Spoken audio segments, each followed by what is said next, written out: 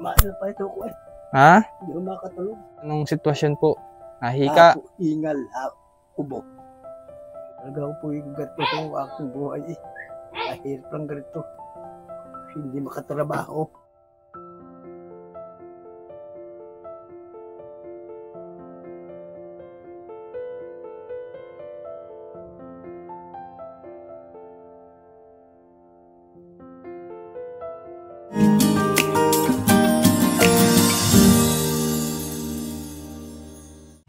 Isang mapagpalang araw sa ating lahat mga kabayan.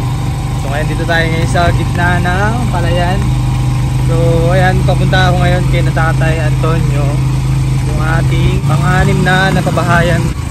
Gamit-gamit natin ngayon yung motor natin na si CK. At meron tayong mga dala, mga groceries. Unahin ko lang muna ngayon si Tatay Antonio at mamaya siguro mapuntahan ko rin sa Nanay Concepcion.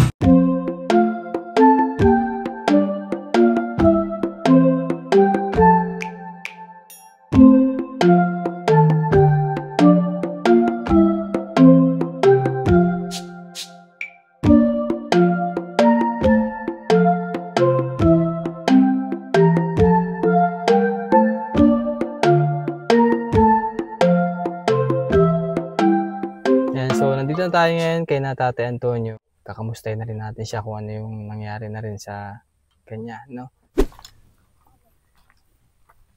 Toy, kamusta? Maputik na sa inyo, ano? Gawa nung ano, nagkabagyo po, ano? Balita, Tatay. Ito eh. Maano pa ito ko eh. Ha? Hindi ko makatulog. Anong sitwasyon po? Nahika? Ingal, ubo. Lang. Ano nagawa nyo dyan kanina? Parang may nagapukpuk ata. Wala akong kahoy. Para Igagatog sa sinaing po ninyo? saging to. Magdalaga. Wala akong makain. Anong kinain nyo kanina? Saging din. Saging din. Kasi masama ang aking ko. Hindi din mapag-inis. Hmm? Pagkikibo ko tingal. Ubo. Kamusta naman kayo nung may bagyo, nung ulan ng ulan? Buhay din narito ako. Hindi lang. Kamusta naman po ang bahay ninyo? Ay, so may natulog. Sabi ba, ikaw ang laang. Tingal ako eh. Kasi magdamag na. May vitamins pa kayo na ininom? Naubos na ho?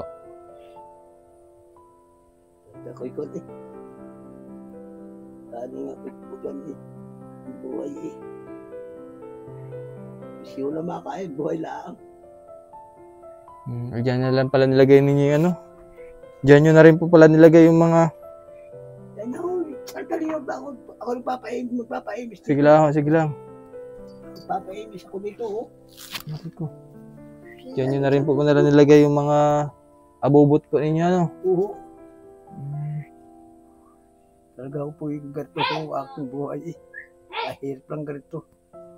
Hindi makatrabaho. Talagang... Ito yung maghapong pananggarin niya eh. Ano pa? Maghapong akong ganun ubo. Apo. Talagang ano eh, ganyan na talagang baga po ninyo eh. Wala na tayong magagawa kasi talagang totally damaged na. Yung katapat na rin. Kami sa nung yung katapat ng gamutikon eh. Nawawala ho eh. Paano pong nawawala? Walang ubo. Makakatulog ako.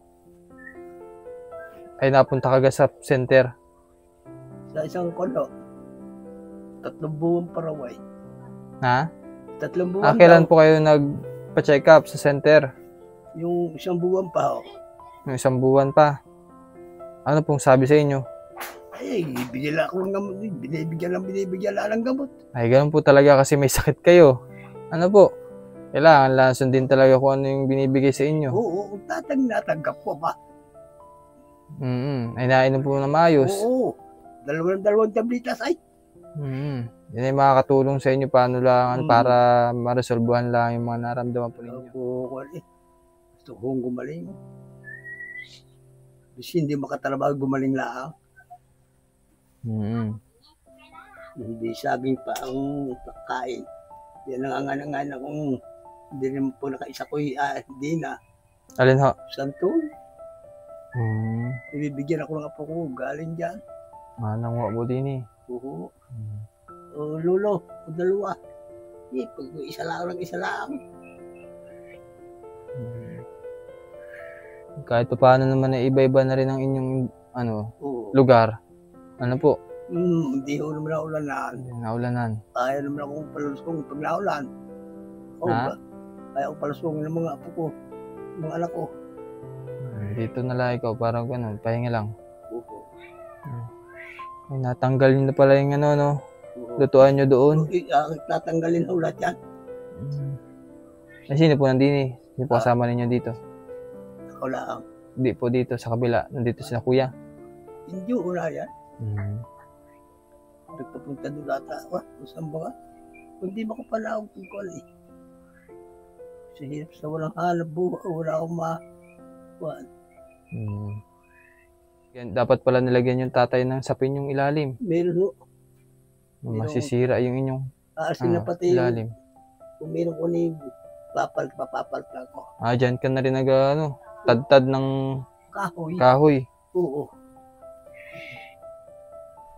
Dapat kayo kapalinis kasi bawal po sa inyo yung ganyan ayo. Papalinis nga ako. Yung malikabok tatay, makakapagpa-trigger ng mo yan, hapo. Gabok. Oo. Usok. Dapat inaalis mo yan dyan. Pagawang anak ko ng kusina din eh. Kasi masisingot yung likabok dyan. Pati uho eh. Mas lalo kayong mahihirapang huminga. Ay paano pag usok po? Hindi kalat dito ang usok. Hindi ho, pagka walang hangin galito, diretso pa po. Diretso. Pag walang hangin, ikot lang dyan, papare-parehan. Wala ho, hirap. Ayan. Ito, walang makain. Hindi napapatibalan sa amin. Mabubuhay din ako. Pag may dalawang bulo iayos eh.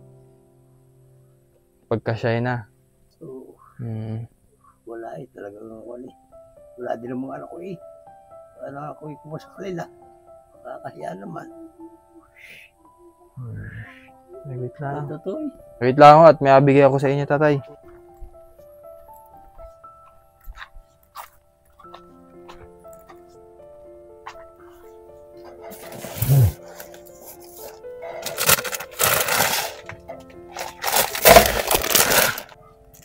Okay na to.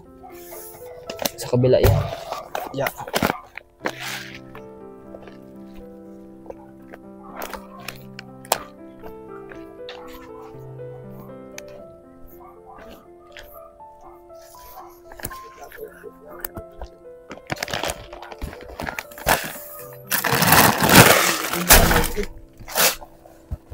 Ano? Sabi ko, parang ako hindi tatagal eh. Bakit naman ako nag-iisip ng ganyan? Ha? Dating ako'y habaan po ng buhay. Habaan pa yung tatay, tiwala lang sa Panginoon, no? Opo, ako eh. Ay, pag nawala ng pag-asa, ay mahirap, mas mahirap. Kasi ako'y nakaupo ho. Mahiga ako, hindi makatulog. Ay, nakakain baga po ng maayos. Nakakain naman. Kain ako. Biski aso ko lang ulam. Ay, tatay, may bigas pa kayo. Wala na po. Ito para sa inyo yan. Ito ay mga groceries. Ito pa yung mga laman ng ibang groceries. Yan. Mga... Yan sa sari po. Ayan. Shampoo. Tapos ito ay kay Ma'am Sisin KP. Pwede na. Ayan. Mas bigas na 10 kilos. No? Thank you very much po sa ating sponsor na si Ma'am Sisin KP and kay Tito Dads. No? So ito po ay para kay Tatay Antonio. Sa gayon po ay may kainin siya. At di na mahirapan. Ano tay? Opo. Ako'y sunod po sa inyo. Ako'y po sa inyo. Wait lang tay. po Tatay, budget nyo. Papasalamat po sa inyo. Sabi ko napapayak ko Huwag nang umiyak at para hindi na mahirapan. Hindi na po ko dinalo ninyo. Papaimis nga nila kalat-kalat. Papaimis ka, tatay, kasi gawa ng malikabok. Oo, gawa pati nung nilabok. Yan, isa pa. Dapat ikaw yung nagpapalinis dito. Mag-ayos-ayos. Maganda pa man din ang bahay mo. Ano po? Opo. Sa pasalamat pa nga ako, hindi mo na inulan ako. So, sige po, tay. At ako yan papanik na. Mga bayan, maraming salamat po. At ito po yung si Tatay Antonio, ang ating pang-anin po bahayan. Sa mga nais po lang magpahatid ng tulong kay Tatay Antonio, message lang po kay Saren Vlogs, nakita niyo po sa screen. At mo po yung malaking tulong yun sa kanyang pangailangan. So, thank you very much po kay Tito Dads, Ma'am Betty, Ma'am Sisin KP, sa ating mga sponsor na nagbigay ngayong araw. Thank you po. Sige po, maraming salamat po at magandang hapon.